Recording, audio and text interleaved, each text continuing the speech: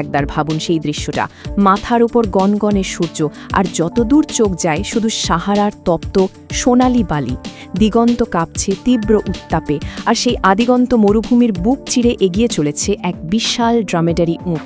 তার পিঠের ওপর যেন একটা অটল পাহাড় আকাশ ছুঁয়েছে। এই আইকনিক ছবিটা, এই চিরন্তন দৃশ্য আমাদের মনে হাজার হাজার বছর ধরে একটা বিশ্বাস গেঁথে দিয়েছে যে এই মরুভূমির জাহাজ, তার সবচেয়ে বিখ্যাত অঙ্গ, ওই বিশাল কুঁচটা আসলে একটা চলমান জলের ট্যাঙ্ক, একটা জৈবিক ফ্লাস্ক। কিন্তু আজ আমরা এই বহু পুরনো প্রায় পৌরাণিক ধারণাটাকে চুরমার করে দেব মরুভূমির পশু চিকিৎসা বিজ্ঞানের কঠোর নির্মম বাস্তবতার সামনে দাঁড়িয়ে। তাহলে আসল প্রশ্নটা কি? উটের কুঁজের ভেতরে সত্যি কি আছে? এই আপাত দৃষ্টিতে সহজ প্রশ্নটাই আমাদের আজকের এই গভীর বিশ্লেষণের কেন্দ্রবিন্দু। এটা এমন একটা প্রশ্ন যা একটা প্রচলিত বিশ্বাসকে সরাসরি চ্যালেঞ্জ জানাচ্ছে আর আমাদের এক গভীর রহস্যের দিকে ঠেলে দিচ্ছে। চলুন এই রহস্যের একেবারে গভীরে প্রবেশ করা যাক। যে বিশ্বাসকে আমরা ছোটবেলার পাঠ্য বই থেকে শুরু করে লোককথায় যুগ যুগ ধরে আঁকড়ে ধরে আছি, তার পেছনে আসল সত্যিটা কি লুকিয়ে আছে? উত্তরটা যতটা সোজাসাপটা ততটাই আশ্চর্যজনক। এর ভেতরে জল নেই, এক ফোঁটাও না। এটা জীববিজ্ঞানের সবচেয়ে পুরনো আর সবচেয়ে জনপ্রিয় ভুল ধারণাগুলোর মধ্যে অন্যতম। এই কুঁজটা কোনো জলের ভাণ্ডার নয়, বরং এটা বিবর্তনের এমন এক অসাধারণ কৌশলের প্রমাণ যা আমাদের কল্পনাকেও হার মানায়। এই কুঁজটার ওজন প্রায় ৮০ পাউন্ড পর্যন্ত হতে পারে, অর্থাৎ ৩৬ কিলোগ্রামের কাছাকাছি। একবার কল্পনা করুন, এটা একজন পূর্ণ বয়স্ক মানুষের একটা পায়ের মোট ওজনের সমান। এটা কোনো তরল ভর্তি থলে নয় যা উটের চলার সাথে সাথে দুলতে থাকে, বরং এটা একটা নিরেট, ঘন, কঠিন চর্বির স্তূপ যা একটা বিশেষ উপাদান দিয়ে তৈরি, এবং এটা উটের পিঠের উপর দৃঢ়ভাবে দাঁড়িয়ে থাকে। বিজ্ঞানের পরিভাষায় এই বিশেষ উপাদানকে বলা হয় অ্যাডিপোস টিস্যু। এটা এক বিশেষ ধরনের কানেকটিভ টিস্যু যা অ্যাডিপোসাইট নামের লিপিড সমৃদ্ধ কোষ দিয়ে তৈরি। এই কোষগুলোর প্রধান এবং একমাত্র কাজই হল লিপিড বা ফ্যাট হিসেবে শক্তি সঞ্চয় করে রাখা। কিন্তু এটা শুধু সাধারণ চর্বি নয়, যেমনটা আমরা অন্য প্রাণীর শরীরে দেখি। এটা একটা অত্যন্ত বিশেষায়িত অঙ্গ, একটা জৈবিক পাওয়ার ব্যাংক, যা চরম দুর্ভিক্ষ বা জলের অভাবের সময় জীবনদায়ী শক্তি যোগান দেওয়ার জন্য বিশেষভাবে তৈরি হয়েছে। এই স্লাইডের উদ্ধৃতিটি পুরো ধারণাটাকে খুব সুন্দর এবং সংক্ষিপ্তভাবে তুলে ধরেছে। কুঁজ হল একটা উচ্চ ঘনত্বের শক্তি এবং মেটাবলিক জল তৈরির কারখানা। লক্ষ্য করুন, এখানে ভাণ্ডার বা রিজার্ভারের মতো নিষ্ক্রিয় শব্দ ব্যবহার করা হয়নি, বরং ব্যবহার করা হয়েছে কারখানা বা ফ্যাক্টরির মতো সক্রিয় শব্দ। কারণ এটা নিষ্ক্রিয়ভাবে কিছু ধরে রাখে না, বরং সক্রিয়ভাবে দুটো অত্যন্ত জরুরি জিনিস উৎপাদন করে। এখানেই লুকিয়ে আছে মরুভূমির এই সম্রাটের টিকে থাকার আসল রহস্য। তাহলে এই মেটাবলিক জল জিনিসটা ঠিক কি? এটা হলো সেই বিশুদ্ধ জল যা কোনো জীবের শরীরের ভেতরে রাসায়নিক বিক্রিয়ার মাধ্যমে তৈরি হয়। যখন তার খাদ্যকণা বা ক্ষেত্রে উটের শরীরের সঞ্চিত চর্বি কোষের ভেতরে জারিত বা অক্সিডাইজড হয়, তখন উপজাত বা বাই প্রোডাক্ট হিসেবে এই বিশুদ্ধ জল উৎপন্ন হয়। এটা বাইরে থেকে পান করা জল নয়, এটা হলো শরীরের নিজস্ব উৎপাদন, যা সবচেয়ে কঠিন পরিস্থিতিতেও তাকে সচল রাখে। আর এই জল তৈরির প্রক্রিয়াটা অবিশ্বাস্য রকম দক্ষ। বিজ্ঞানীরা অত্যন্ত নিখুঁতভাবে হিসাব করে দেখেছেন যে প্রতি ১ গ্রাম ফ্যাট যখন শরীরের ভেতরে সম্পূর্ণভাবে জারিত হয়, তখন উপজাত হিসেবে প্রায় ১.০৭ গ্রাম জল তৈরি হয়। ভাবুন একবার, যা জ্বালানি হিসেবে খরচ হচ্ছে তার চেয়ে ওজনে বেশি পরিমাণে জল উৎপাদিত হচ্ছে। এটা প্রকৃতির এক অসাধারণ জৈব রাসায়নিক ইঞ্জিনিয়ারিং, যা সবচেয়ে উন্নত মানব প্রযুক্তিকেও অনায়াসে হার মানায়। এই স্লাইডের চিত্রটি এই জটিল রাসায়নিক প্রক্রিয়াটাকে দারুণভাবে তুলে ধরছে। দেখুন, কোষের পাওয়ার হাউস অর্থাৎ মাইটোকন্ড্রিয়ার ভেতরে কুঁজ থেকে আসা ফ্যাটি অ্যাসিডগুলো একটি রাসায়নিক চুল্লিতে ভেঙে যায়। এই ভাঙনের ফলে দুটি অত্যন্ত গুরুত্বপূর্ণ জিনিস তৈরি হয়। প্রথমত, বিপুল পরিমাণে শক্তি বা এটিপি, যা শরীরের সমস্ত জৈবিক কাজ চালায়। আর দ্বিতীয়ত, উপজাত হিসেবে তৈরি হয় বিশুদ্ধ পরিশ্রুত জল। এটা যেন এক আণুবীক্ষণিক ইঞ্জিন যা জ্বালানি হিসেবে ফ্যাট ব্যবহার করে শক্তি আর জীবনদায়ী জল দুটোই তৈরি করছে।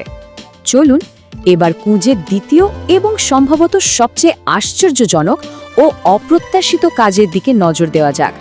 এটা শুধু একটা শক্তির ভাণ্ডার বা জল তৈরির কারখানা নয়, এটা একটা জৈবিক সূর্যবর্ম বা বায়োলজিক্যাল সানশিল্ড। এখানেই থার্মোডাইনামিক্স বা তাপগতিবিদ্যার এক চমকপ্রদ খেলা শুরু হয়, যা প্রমাণ করে যে বিবর্তন শুধু রসায়ন নয়, পদার্থবিদ্যাকেও কতটা নিখুঁতভাবে নিজের প্রয়োজনে ব্যবহার করতে পারে।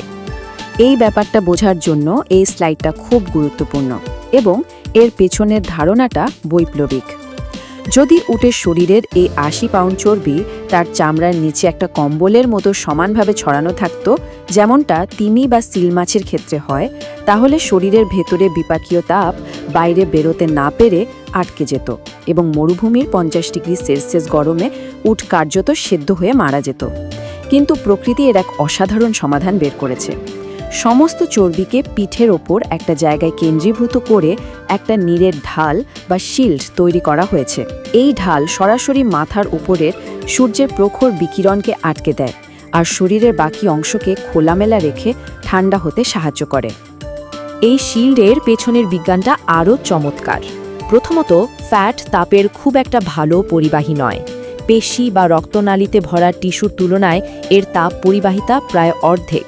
ফলে গনগনে সূর্যের তাপ এই কুঁজ ভেদ করে শিরদাঁড়া বা ভেতরের গুরুত্বপূর্ণ অঙ্গ পর্যন্ত পৌঁছতে অনেক বেশি সময় নেয়। দ্বিতীয়ত, এর থার্মাল ইনার্শিয়া বা তাপীয় জড়তা অনেক বেশি। দিনের বেলায় এই বিশাল চর্বির স্তূপ একটা স্পঞ্জের মতো প্রচুর পরিমাণে তাপ শোষণ করে, কিন্তু নিজে খুব ধীরে ধীরে গরম হয়। এটা একটা তাপ শোষণকারী বাফারের মতো কাজ করে, যা শরীরের মূল তাপমাত্রাকে স্থিতিশীল রাখে।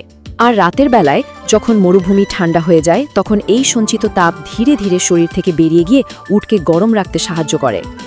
আর এই চর্বি কেন্দ্রীভূত করার সবচেয়ে বড় এবং প্রত্যক্ষ সুবিধা হলো উটের শরীরের বাকি অংশ, বিশেষ করে তার দুটো পাশ বা ফ্ল্যাঙ্ক এবং পেট প্রায় সম্পূর্ণ চর্বিহীন থাকে। পাতলা চামড়ার নিচে এই বিশাল অংশটা একটা বিরাট গাড়ির রেডিয়েটরের মতো কাজ করে, যা খুব সহজে এবং দ্রুত শরীরের অতিরিক্ত বিপাকীয় তাপ বাতাসে বের করে দেয়। এটা একটা নিখুঁত ইন্টিগ্রেটেড সিস্টেম। একদিকে সূর্যের তাপ আটকানোর জন্য ইনসুলেটিং ঢাল, আর অন্যদিকে শরীরের ভেতরের তাপ বের করে দেওয়ার জন্য বিশাল কুলিং সারফেস। সুতরাং সব কিছুকে যদি আমরা একসাথে মিলিয়ে দেখি, তাহলে এটা স্পষ্ট বোঝা যায় যে উট হলো চরম পরিস্থিতির জন্য তৈরি করা একটা নিখুঁত জৈব যন্ত্র। এর কুঁজ কোনো বিচ্ছিন্ন বা একক বৈশিষ্ট্য নয়, এটা একটা সামগ্রিক অভিযোজন কৌশলের কেন্দ্রবিন্দু, এমন একটা ডিজাইন যা তাকে পৃথিবীর সবচেয়ে কঠিন পরিবেশে প্রায় অপ্রতিরোধ্য করে তুলেছে। এই টেবিলটা উটের এই সমন্বিত টিকে থাকার ব্যবস্থাটিকে এক নজরে স্পষ্ট করে দেয়। প্রথমে দেখুন কুঁজ। এর কাজ দ্বৈত। একদিকে এটি সোলার শিল্ড, অন্যদিকে শক্তি ও জলের উৎস। এর সুবিধা হল এটি শরীরের মূল অংশকে রক্ষা করে এবং প্রয়োজনীয় সম্পদ যোগান দেয়। এরপর আছে চর্বিহীন শরীর। এর কাজ হল পরিধি থেকে তাপ দ্রুত বের করে দেওয়া, যা শরীরকে ঠান্ডা রাখতে সাহায্য করে। তৃতীয়ত, অ্যাডাপটিভ হেটেরোথার্মি। এর মাধ্যমে উট তার শরীরের তাপমাত্রা ওঠানামা করতে দেয়, ফলে ঘাম কমে এবং জল সংরক্ষিত হয়। আর সবশেষে এর অত্যন্ত দক্ষ কিডনি, যা শরীর থেকে জলের অপচয় প্রায় শূন্যে নামিয়ে আনে। এই প্রতিটি ব্যবস্থা একসাথে কাজ করে মরুভূমির এই অসামান্য সার্ভাইভাল মেশিনটিকে তৈরি করেছে। তাই এই উদ্ধৃতিটি এক বিন্দুও অতিরঞ্জিত নয়। উটের কুঁজে জৈবিক বাস্তবতা মরুভূমিতে বেঁচে থাকার জন্য বিবর্তনীয় প্রকৌশলের এক চূড়ান্ত শিখরকে প্রতিনিধিত্ব করে। এটা কোনো সাধারণ অঙ্গ নয়, এটা প্রকৃতির ইঞ্জিনিয়ারিংয়ের এক জীবন্ত মাস্টারপিস, যা পদার্থবিদ্যা, রসায়ন এবং জীববিজ্ঞানের নিয়মগুলোকে মিলিয়ে এক অবিশ্বাস্য সমাধান তৈরি করেছে। এই পুরো বিশ্লেষণ আমাদের একটা আরও বড় এবং আরও গভীর প্রশ্নের সামনে দাঁড় করিয়ে দেয়। প্রকৃতির আরও কত এমন অসাধারণ নকশা আছে যা আমরা যুগ যুগ ধরে ভুল বুঝে এসেছি, বা যার আসল কার্যকারিতা সম্পর্কে আমরা এখনও সম্পূর্ণ অজ্ঞ?